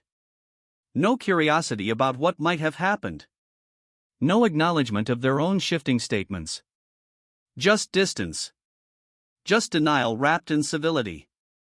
Soon after, a new development surfaced, not evidence, but friction. A longtime friend of the person of interest reached out to investigators privately. They didn't want their name used. They didn't want attention. They wanted clarity. They described a conversation from years earlier, one they had dismissed as dark humor at the time. If something ever happened, the person had said, no one would ever find her out there. At the time, it had sounded like arrogance. Now it sounded like confidence. That statement, layered on top of everything else, hardened prosecutorial interest. Still not enough to charge. Enough to wait. The victim's family struggled with the public stalemate. They had learned more in the last year than in the previous 2 decades combined. But knowledge without accountability felt like a cruel compromise. They wanted the case to end, not hover. They held on to one truth: silence had finally been broken. That alone had shifted the balance. The witness who had started it all felt the weight of that shift. They had hoped to disappear back into anonymity once they spoke. Instead, they found themselves tethered to the case, a living reminder that secrets don't expire quietly. They worried constantly. About backlash. About having misremembered something crucial. About being responsible for an ending that might never arrive. Detectives reminded them of something important. Cold cases aren't about endings. They're about exposure. As months bled into another year, pressure found new outlets. Online, discussions grew more aggressive. Armchair analysts speculated recklessly. False accusations spread. Innocent people were dragged into narratives they didn't belong in. Law enforcement stayed silent, knowing that public noise rarely produces truth. Behind the scenes, they prepared for a long game. They documented everything. Every shift in behavior. Every statement made publicly and privately. Every contradiction logged carefully, ready to be connected if the opportunity arose. Then, quietly, something did. A routine traffic stop, unrelated to the case, resulted in the impoundment of a vehicle owned by the person of interest. Standard procedure. Nothing dramatic. But when investigators were notified, they requested access. Inside the vehicle, they found nothing illegal. Nothing incriminating. But they found something unexpected. A small object, worn smooth with age, tucked into a compartment rarely used. Something personal. Something that had never been reported missing from the victim's car because no one knew it was gone. A keepsake. Not enough to prove a crime. Enough to raise a question no one could ignore. How had it gotten there? The person of interest claimed they didn't recognize it. Claimed it must have been a mistake. Claimed they had no idea how it ended up in their possession. But possession, detectives knew, is a stubborn fact. Prosecutors reviewed the discovery carefully. Combined with prior admissions, witness statements, and behavioral patterns, it edged the case closer to a line that had resisted crossing for years. Still, the decision loomed heavy. Charge and risk acquittal, a permanent door slammed shut. Or wait, hoping time would finally betray the truth keeper. The desert had waited decades. Law enforcement could wait a little longer. But as this case edged toward its most precarious moment, one thing was undeniable. The silence that once protected this crime was gone. What remained was tension, coiled and patient, stretching across years of denial, ready to snap the moment the truth found the smallest opening left. The line between knowing and proving is where most cold cases collapse. This one refused to. After the keepsake surfaced, nothing moved publicly. No statements. No leaks. Just the quiet tightening of strategy behind closed doors. Prosecutors understood what they were holding, not a smoking gun, but a thread strong enough to pull if handled correctly. Mishandled, it would snap. And with it, the last chance this case had. They began preparing for something rare and risky, a confrontation designed not to extract confession, but contradiction. The person of interest was invited back under the pretense of clarification. Routine follow-up. The kind of request that feels too small to refuse, too procedural to fear. They arrived guarded, accompanied again by counsel, posture neutral, expression rehearsed. Detectives placed the object on the table without ceremony. They didn't name it. They didn't accuse. They waited. The pause that followed was almost imperceptible. But it was there. A breath held too long. A blink delayed by instinct. Recognition, immediately smothered. "I've never seen that before," the person said. Detectives asked how something unfamiliar could end up in their vehicle. The answer came prepared: borrowed car, shared access, coincidence layered on coincidence. Each explanation plausible alone. Together, they strained belief. Then a detective asked a question that hadn't been scripted. Where would she have kept this? The attorney interrupted immediately. Too late. The person of interest had already answered. In the side pocket. The words hung in the room, exposed. The side pocket. That detail had never been released. Not in reports. Not in media. Not in any interview. Only investigators and the victim's family knew where the keepsake was normally stored. The attorney tried to recover. Claimed assumption. Claimed guesswork. Claimed contamination of memory through years of rumor. But the damage was done. Detectives didn't press further. They didn't need to. They documented everything and ended the interview. There would be no dramatic collapse. No cinematic confession. Just a clean fracture in a story that had been carefully constructed for decades. Outside the room, prosecutors exhaled for the first time in weeks. This wasn't proof of murder. But it was proof of intimacy. It established a level of familiarity that contradicted years of denial. It aligned with the narrative investigators had been building, one of trust exploited, of calm preceding catastrophe. The decision came swiftly after that. Charges would be filed. Not for murder. Not yet. Instead, prosecutors chose a narrower path: obstruction, false statements, unlawful possession of personal property. Lesser charges, but ones that allowed the case to enter a courtroom without risking everything on an unprovable homicide. The announcement sent shockwaves through the town. Some felt relief. Others felt betrayed. Many felt something closer to dread: the realization that a story they'd lived alongside for years was about to be told under oath. The victim's family reacted quietly. They had learned not to equate charges with justice. But they recognized movement when they saw it. The truth, once stagnant, was finally being forced forward. The person of interest was arrested without incident. No resistance. No spectacle. Just a walk to a waiting car as neighbors watched from behind curtains, seeing something they had never thought they would. In custody, the mask slipped further. Without admitting guilt, the person spoke more freely. They complained about unfairness. About how one mistake had ruined everything. About how no one understood what pressure could do to a person. Pressure, detectives knew, reveals character. The keepsake became central. Experts testified to its origin. Family members identified it without hesitation. The object itself, mundane and irreplaceable, carried more weight than any theory. It shouldn't have existed where it was found. Defense strategy shifted. They argued contamination. Planting. Tunnel vision. The familiar playbook of cases built without bodies. But something had changed.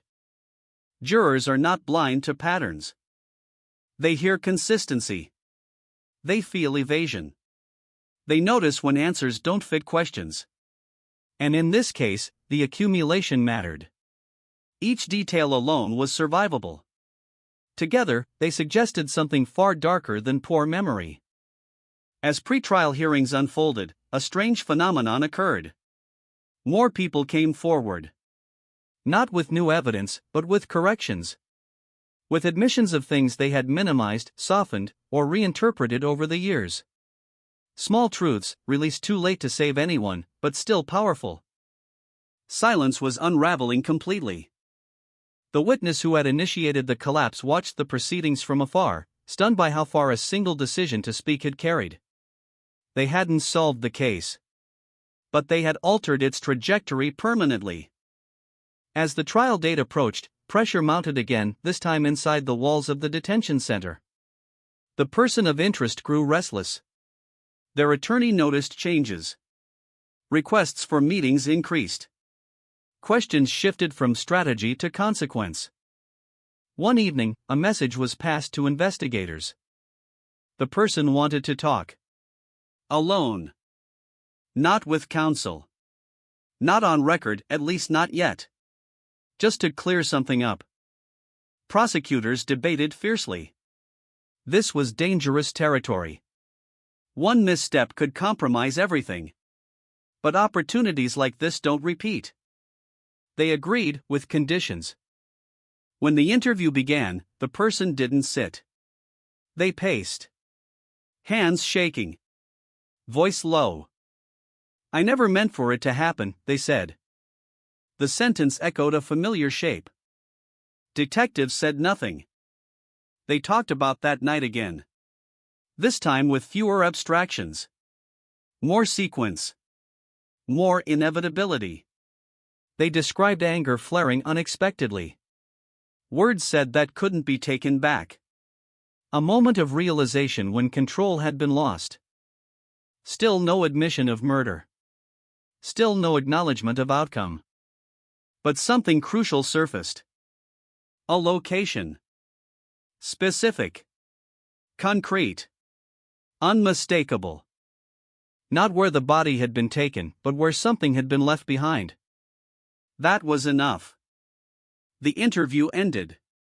Warrants were drafted. Teams mobilized. The desert, patient as ever, prepared to be disturbed once more. Whatever it had held onto for 26 years was about to be asked, not to speak, but to confirm. And this time, the truth was close enough to taste. The desert did not react when they arrived. It never does. Before sunrise, the landscape looked deceptively calm: pale soil, low brush, a horizon scraped clean by wind. No markers. No warning. Just another forgotten stretch of Arizona that had learned, long ago, how to keep what was placed inside it. Investigators moved with deliberate restraint, knowing that expectation can contaminate truth faster than any footprint. This time, they were not searching blindly. They were following a sentence. The location given during the off-record interview wasn't dramatic. It wasn't remote enough to feel cinematic. That alone made it credible. People don't choose mythic places when they're trying to disappear reality. They choose practical ones. Places that don't invite attention. Teams fanned out slowly. Soil experts scanned for inconsistency. Archaeological methods replaced urgency. Every inch was treated as if it mattered, because now, it did. 4 hours, nothing surfaced. Doubt crept in, familiar and unwelcome. Cold cases teach investigators to distrust momentum. Hope has embarrassed them before. But then, near the edge of the basin, someone noticed the ground didn't hold the same story as the rest. The color shifted subtly. The vegetation thinned unnaturally. The earth had been opened once and closed again by someone who didn't know how to make it disappear completely. They began carefully.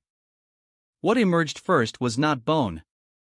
It was fabric, degraded, brittle, fused with soil. A texture that doesn't belong underground unless it's been forced there. Nearby, something else. Smaller. Personal. Time-worn beyond recognition, yet unmistakably human in its origin. The pattern was wrong for burial. Too spread. Too deliberate. This wasn't where she had been placed. This was where she had been handled. Forensic teams worked in silence, documenting everything. Measurements. Orientation. Depth. Nothing was rushed. Everyone understood the weight of the moment not as a conclusion, but as confirmation. The desert was no longer just context. It was corroboration. Back in town, prosecutors were notified immediately. The tone shifted from cautious to controlled. Warrants were amended. Strategies recalibrated. The case had crossed a threshold it could never step back from. The person of interest was brought in again. This time, no pretense remained. They were shown images, clinical, restrained, undeniable. No dramatics. No accusations. Just reality placed between them and the past they had tried to outweight. They stared longer than expected. That wasn't supposed to be there, they said. No one asked what that was. The silence that followed carried weight. Not defensive. Not strategic. Something closer to defeat. Years of control collapsed into a single truth: the desert had kept enough. What followed was not a confession. It was a confirmation. They admitted to returning. To moving things. To realizing, too late, that what they had done could not be undone, only rearranged. They spoke of logistics. Of decisions made under pressure. Of believing that time would finish the job they had started. Time had not complied. Forensic analysis moved quickly now. The fragments could not reconstruct a body. They didn't need to. They aligned with witness accounts. They fit the timeline. They anchored admissions to physical space. That was enough. Murder charges were filed. The announcement rippled through the community like delayed thunder. Some reacted with shock. Others with grim recognition. A few with anger, not at the accused, but at themselves, for the silence they had defended for so long. The victim's family was told privately. No cameras. No audience. Just facts delivered carefully, without promise of closure. They listened without interruption. When it was over, the room stayed quiet. One of them finally spoke. So it was real. It always had been. As the case moved toward trial, the narrative hardened. No longer a mystery. No longer rumor. A story with edges sharp enough to cut. The defense shifted tactics, but gravity had changed. The desert, the witness, the admissions, together they formed something too solid to ignore. Outside the courtroom, life continued awkwardly. People passed each other knowing more than they ever wanted to know. The town learned what it feels like when a secret stops being theoretical. And somewhere within that reckoning, one truth settled permanently. This cold case had not been solved by chance or technology. It had been solved because silence, finally, had failed. And once it failed, the past had no choice but to surface, piece by piece, until denial had nowhere left to stand. The courtroom smelled faintly of old wood and recycled air, the kind of place where time feels compressed, where decades of other people's consequences seem to linger in the walls. By the time the proceedings began, the case had already escaped the building. It lived in whispers at grocery stores, in long pauses at stoplights, in the sudden way conversations stopped when certain names were mentioned. This was no longer a cold case. It was an open wound. The prosecution moved with precision, aware that spectacle could be fatal. They didn't need drama. They had chronology. They had consistency. They had a witness who had waited too long to be heroic and therefore sounded devastatingly human. Each element was introduced carefully, layered like sediment, building a geological record of intent and aftermath. The defense tried to fracture the timeline. They questioned memory. They challenged motivation. They implied contamination, suggestion, regret disguised as truth. It was textbook and ineffective. The witness did not overreach. They did not perform. They simply described what they had seen, where they had been, and what had haunted them since. At one point, the room seemed to stop breathing. The witness described the desert at night, the soundlessness, the way headlights don't illuminate space so much as carve tunnels through it. They spoke of waiting. Of being told not to ask questions. Of understanding, even then, that silence had a price, and agreeing to pay it because fear feels practical when you're young. Jurors watched without blinking. Then came the forensic testimony. Not theatrical. Not excessive. Just enough to connect the abstract to the tangible. Soil composition. Fabric degradation. The impossibility of natural placement. Each detail tightened the story, turning suggestion into structure. The accused sat still throughout, expression neutral, as if posture alone could hold the past in place. But small things betrayed them. A jaw tightening at the mention of certain dates. A blink too slow when the desert site appeared on screen. The body, unlike memory, has a habit of remembering first. Outside, reporters gathered every afternoon, summarizing the day with the same words rearranged. Inside, the weight grew heavier. This wasn't about proving something new. It was about removing the last places where doubt could hide. When closing arguments arrived, there was no crescendo. The prosecutor spoke plainly. About responsibility. About time mistaken for forgiveness. About how crimes don't vanish, they wait. The defense spoke of uncertainty. Of gaps. Of what could not be fully reconstructed. The jury understood the difference. Deliberation did not take long. When they returned, the room felt altered, like a space that already knew the outcome and was waiting for the people inside it to catch up. Guilty. The word landed without echo. No gasps. No applause. Just a collective exhale from people who had been holding their breath for years without realizing it. The accused did not react. Whatever defenses they had built over time had already been used up. Sentencing came weeks later. The judge spoke carefully, acknowledging both the limits of resolution and the permanence of harm. The punishment could not restore what had been taken. It could only prevent further erasure. As deputies led the convicted away, someone in the gallery whispered the victim's name. Not loudly. Not defiantly. Just enough to reclaim it. Outside, the desert remained unchanged. It did not care about verdicts. It did not mark victories. But for the first time since 1999, it no longer carried this particular secret alone. The town tried to move forward. Some succeeded. Others found that answers bring their own kind of unrest.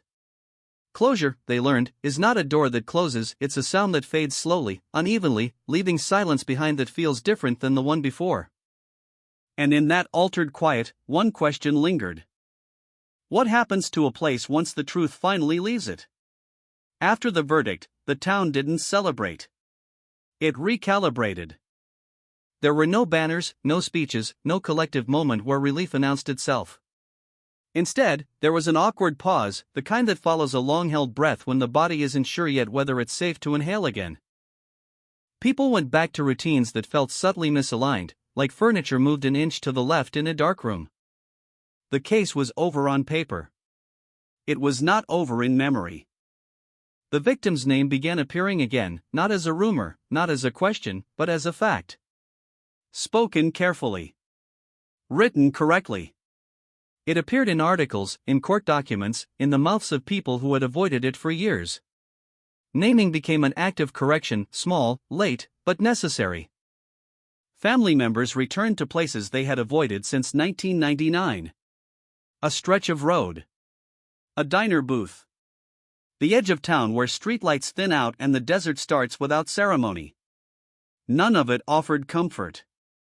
But avoidance had stopped working. Truth had a way of demanding physical space. The witness disappeared from public view. No interviews. No statements. No victory lap. They had not come forward to be seen. They had come forward to stop seeing something every time they closed their eyes. Silence had shaped their life once. Breaking it did not undo that shape, it only changed its direction. In the weeks that followed, smaller truths surfaced. Conversations that had been interrupted years ago resumed, cautiously. Someone admitted they had always suspected. Someone else admitted they hadn't wanted to know. The case exposed not just one act of violence, but an ecosystem that had allowed it to remain untouched. Cold cases don't stay cold because evidence evaporates. They stay cold because people adapt. The desert was searched one final time. Not because investigators expected more, but because leaving it unexamined felt wrong. Nothing new was found. And yet, something had shifted. The land was no longer a question mark. It had been turned into a sentence, incomplete, but legible. At night, the town grew quieter than before. Not the quiet of ignorance, but the quiet that follows recognition. The kind that doesn't press down on your ears, but settles behind the eyes. People slept differently. Some better. Some worse. All of them knowing that time, for once, had not erased what happened, it had only delayed the reckoning. Years from now, newcomers would drive through without noticing anything unusual. They wouldn't feel the weight. They wouldn't know where to slow down, where not to stop. That's how places survive these stories, by allowing them to fade into context. But for those who were there, the case would never fully recede. Because even solved, it left behind an absence that could not be prosecuted. A stretch of years where answers should have lived. A version of life that never had the chance to exist. The file would be closed. The headlines would age. The phrase cold case would move on to something else. But somewhere between the desert and the town, between memory and fact, the story would continue to breathe quietly, persistently, a reminder that truth does not always arrive in time to heal, only in time to be known. And once known, it cannot be buried again. Long after the cameras packed up and the courthouse returned to its neutral rhythm, the case began its final transformation from event to echo. It slipped out of daily conversation and into the background noise of the town, no longer urgent, no longer debated, but never entirely gone. Like heat trapped in stone, it remained, releasing itself slowly, unevenly, at moments no one could predict. The desert reclaimed its anonymity. Wind erased the last impressions left by boots and equipment. Sunlight flattened the ground until it looked untouched again, convincing to anyone who hadn't learned how easily the earth can lie. Nothing marked the spot. Nothing warned passers-by that this place had once carried the weight of a secret too heavy for one lifetime. People adjusted in private ways. Some stopped driving at night unless they had to. Some started locking doors they had never thought about before. Others felt an unexpected loosening, a tension they hadn't known how to name finally releasing its grip. Trauma doesn't always announce itself when it arrives. Sometimes it waits decades, then leaves quietly, without asking to be acknowledged. The victim became more than a photograph again. Friends spoke of habits, not headlines. Of laughter, not loss. Of who they were before the town learned how fragile certainty could be. In that remembering, something close to justice took shape, not in the sentence handed down, but in the refusal to let the person be reduced to the worst thing that happened to them. The convicted faded into the system, another file number, another body behind reinforced doors. There were no final revelations. No dramatic last words. Just the slow erosion of a life spent believing that time could outrun consequence. It could not. It never does. Cold cases teach a specific kind of lesson. Not about evil, that part is easy. About patience. About denial. About how silence can function like shelter until it suddenly collapses. This one had waited 25 years. It waited through technological change, through shifting loyalties, through a community convincing itself that not knowing was safer than confronting what it already sensed. It waited until someone decided that carrying the truth was heavier than releasing it. And when it finally surfaced, it did so without spectacle. No miracle. No perfect restoration. Just alignment, memory matching matter, words matching place, the past matching itself. That is how these stories really end. Not with closure, but with clarity. Not with peace, but with an end to pretending. Somewhere, tonight, the desert is quiet. Not because it has forgotten, but because it no longer has to remember alone. And in that silence, the cold case rests, no longer unresolved, no longer hidden, its shadow stretched thin across time, unable to disappear, but finally forced to stop growing. Years later, when the case is mentioned, it's usually without detail. A sentence at the end of a conversation. A passing reference in a documentary montage. A line of text scrolling past too quickly to absorb. The shock has dulled. The urgency has thinned. What remains is something quieter and heavier. A knowledge that can't be unlearned. The town has changed faces. Storefronts have new signs. Streets have been repaved. Children who weren't born in 1999 now drive past the same intersections without recognizing their significance. To them, this is just geography. To those who remember, it's layered terrain, every familiar place carrying a second version of itself, invisible but intact. Cold cases don't just resolve crimes. They rearrange memory. People begin revisiting moments they once dismissed. A look that lingered too long. A night that never sat right. A comment that felt wrong but went unchallenged because challenging it would have meant responsibility. The mind rewrites its own history, not to excuse itself, but to understand how silence became normal. Some still ask why it took so long. The answer is never simple. It lives in fear, in loyalty, in the quiet agreements people make with themselves to survive. It lives in the belief that time will soften truth enough to make it harmless. It lives in the hope that someone else will carry the weight instead. This time, someone finally refused. The witness is older now. Their voice, when heard at all, is steady. They don't speak of bravery. They speak of necessity. Of realizing that the past doesn't stay contained, it leaks. Into relationships. Into sleep. Into the spaces between words. Confession didn't erase what they saw. It only stopped it from multiplying. The family continues forward without illusions. Justice did not return what was taken. It did not give them back the years spent waiting. But it ended the guessing. And in that ending, something fragile but real emerged, the ability to grieve without interruption. The desert remains unchanged to the eye. That's its power. It absorbs stories without advertising them. It holds history without opinion. But now, for those who know, it carries a boundary. A line between what was hidden and what was faced.